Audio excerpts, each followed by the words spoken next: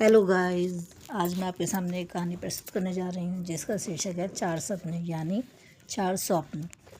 बात बहुत समय पहले की है। एक बार एक धर्मात्मा औरत को सोते समय चार अजीबोगरीब सपने दिखाई दिए।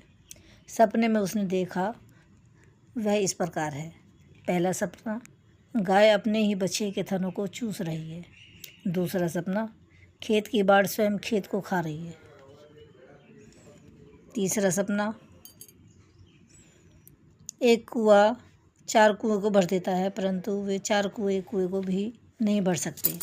तीसरा सपना, एक बहुत बड़े पत्थर की शिला पर एक कच्चे धागे से लटक रही है परंतु गिरती नहीं। अगले ही सवेरे वह स्त्री जब मंदिर में गई तो वहाँ एक बहुत बड़े तपस्वी जी आए हुए थे। स्त्री ने सोचा मुनि जी से इन सपनों का मतलब समझा चाहिए।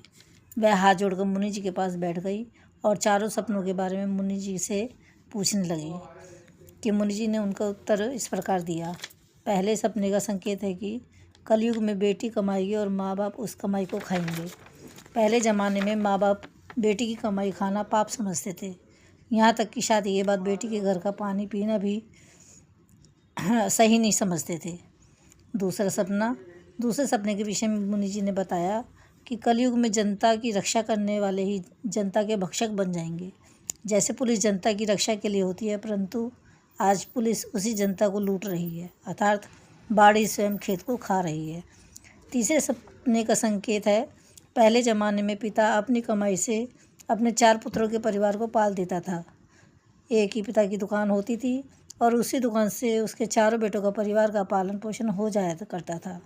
परंतु कलयुग में पिता तो अपने चार बेटों को पाल पोस देगा परंतु बुढ़ापे में उसके चार बेटे भी उसकी देखभाल नहीं कर सकेंगे, उसको खाना देते समय भी रोएंगे।